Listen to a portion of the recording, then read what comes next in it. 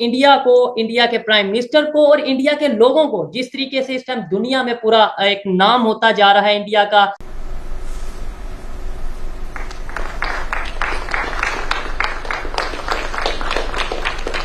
Excellency, सम्मान के लिए मैं आपका बहुत आभार व्यक्त करता हूं और ये सम्मान सिर्फ मेरा नहीं है, 140 करोड़ भारतीयों का है। डेफिनेटली देखें, किसी प्राइम मिनिस्टर, किसी भी कंट्री के प्राइम मिनिस्टर को इतनी रिस्पेक्ट मिलना, इसका मतलब है उस कंट्री को रिस्पेक्ट दी जा रही है। आज भारत के हेड ऑफ द गवर्नमेंट की ये इज्जत है, क्या इमेज है पूरे विश्व में, ये एक छोटा सा पिक्चर बताती है कि भारत क्या है इसमें विश्व में। आज भारत की क्या पोजीशन है। जो उनको वेलकम किया गया है वो बहुत ही खास तरीके से किया गया है, जिसको इंटरनेशनल मीडिया इस तरीके से लिख रहा है कि remarkable gesture by James Marape. हमारे हमसाए में आजकल बड़े तरक्की के जोरों पे हैं वो लोग, माशी तरक्की के, इसलिए तकब्बुर भी ज़्यादा आ गया है। पपुआ के प्राइम मिनिस्टर ने जिस तरीके से इंडियन प्राइम मिनिस्टर को बिल्कुल उनके पहुंच हुए और वेलकम किया, जो कि बहुत बड़ी बात है। और ये इंडिया के प्राइम मिनिस्टर के पांव नहीं छुए या उन्हें रिस्पेक्ट नहीं दी, ये रिस्पेक्ट दी गई है इंडिया को।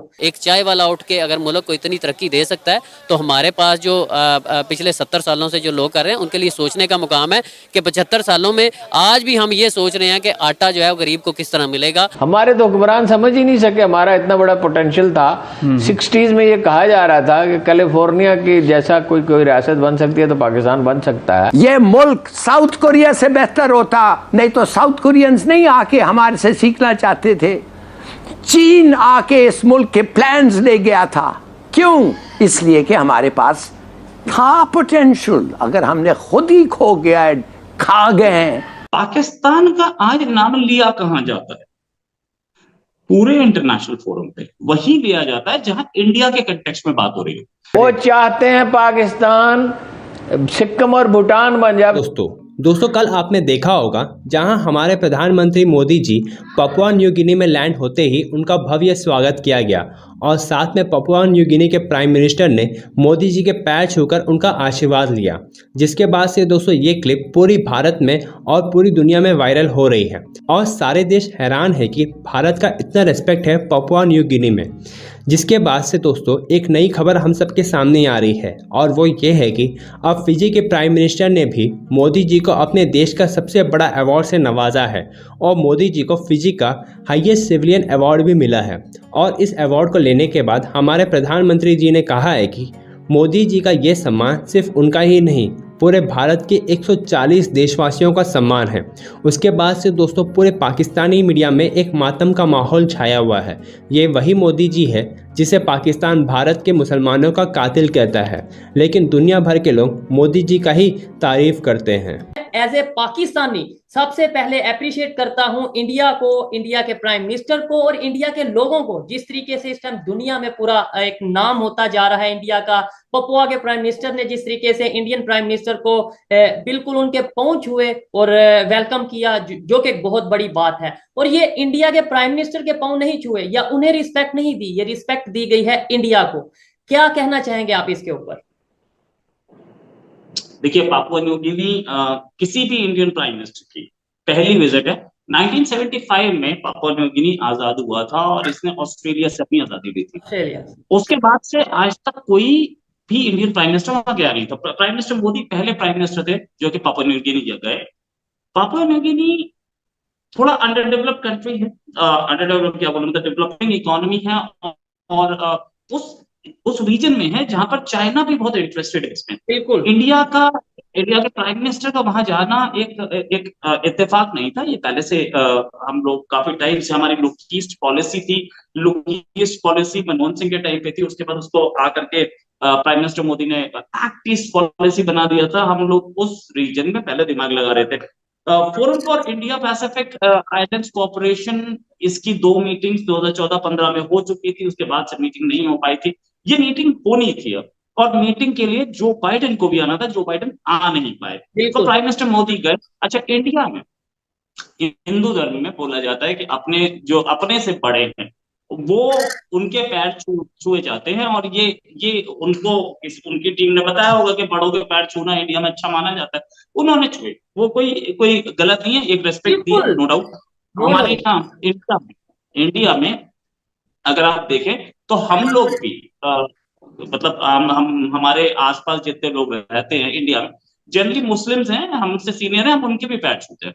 और मुस्लिम्स भी, कुछ कुछ मुस्लिम्स तो मना कर देते हैं कि नहीं यार आप तो अल्लाह के पैर छुओ, मेरे ना छुओ, लेकिन फिर भी मतलब बुरा नहीं माना जाता इसको, मतलब ये अच्छा माना जाता है हर जगह। और they also हम मूवीज देखते हैं इंडिया की, हम ड्रामे देखते हैं इंडिया के, तो ये एक रिस्पेक्ट का एलिमेंट, एक रिस्पेक्ट का गेस्चर होता है कि आप किसी बड़े के पांव छूते हैं, उनसे आशीर्वाद जिसे कहते हैं वो लिया जाता है। ये मैं जानता हूं इस चीज को, ये किसी का पांव छूने का मतलब बड़ा छोटा नहीं, एक रिस्पेक्ट देना है आई थिंक, तो अच्छी बात है। लेकिन जिस तरीके से कभी आप जाते हैं जापान में, वहां पे रेड कारपेट वेलकम किया जाता है, कभी आप जाते हैं पपुआ में, वहां पे आपको जो सा है पांव छुए जाते हैं, इंडिया वाले क्या फील करते हैं? डेफिनेटली देखें, किसी प्राइम मिनिस्टर, किसी भी कंट्री के प्राइम मिनिस्टर को इतनी रिस्पेक्ट मिलना, इसका मतलब है उस कंट्री को रिस्पेक्ट दी जा रही है। तो क्या कहना चाहेंगे, इंडिया वाले क्या फील करते हैं?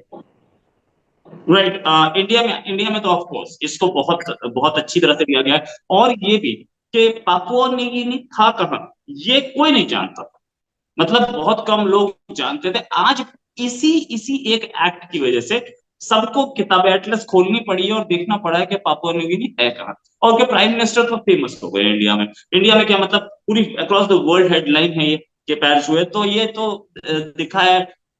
मतलब शायद मैं और आप भी इस चीज को डिस्कस नहीं कर रहे होते अगर ये नहीं हुआ होता तो। हमारे हमसाए में आजकल बड़े तरक्की के ज़ोरों पे हैं वो लोग, माशी तरक्की के, इसलिए तकब्बुर भी ज़्यादा आ गया है। नरेंद्र मोदी साहब ने वो तकब्बर तो देखो ना, मुद्दतों के बाद हुकूमत मिली है, तकब्बर वो आप जापान के दौरे की बात कर रहे हैं। हाँ, उन्होंने कहा नॉर्मल ताल्लुकात पाकिस्तान से चाहते। वो गालिब का शेर है, बक रहा हूँ जुनून में क्या क्या, कुछ न समझे खुदा करे कोई, लेकिन हम समझ रहे हैं। वो इंटरनेशनल उसकी रायमा की उसकी के लिए है, तसल्ली देने के लिए 170 रुपये तो बलोचिस्तान में तकरीबकारी पे खर्च करते हैं, कबायली पट्टी में करते हैं सालाना। यस, 170 जी, ये ऐसे ही के फिगर्स हैं मुरतब किए हुए। और मतलब ये है कि बिलावल गया तो उसके साथ क्या सलूक किया, बिलावल के अब्बा ने तो हमेशा इंडिया के लिए नरम गुफ्तगू की, बिलावल ने भी कभी सख्त गुफ्तगू नहीं की। बहुत बड़ा वज़न बयान, वहाँ के वज़ीर ख़ारजा ने बड़ी सख्त क्या इतनी मकरू ज़ुबान, इतनी करख्त। इमरान खान ने एहतजाज किया बिलावल की तौहीन पे, इसलिए वो दरअसल तो पाकिस्तानी की तौहीन है। तो ऐसी ड्रामे वो कर रहा है, इलेक्शन होने वाले हैं और मोदी 8-10 मोदी की ज़ुबान पे कोई एतबार करेगा? वो गुजरात का कसाई कातल है जी, जिसके अमेरिका में बरतानिया में दाखिले पर पाबंदी थी, हो सकता और है इलेक्शन लड़ना है। उनके ख्यालात बदल गए हों। कैसे बदल गए उसके ख्यालात हैं जी? वैसे वो इलेक्शन तो पाकिस्तान और मुसलमानों के खिलाफ पे लड़ते की बुनियाद पे लड़ता है। हाँ। और वो जो कुछ कर रहा है उसका नतीजा इंडिया भुगत लेगा। इन चीज़ों के नताज फौरी तौर पे तो नहीं निकलते, लेकिन इंडिया को एक दिन टूटना है, अल्लाह के रसूल का फरमान है।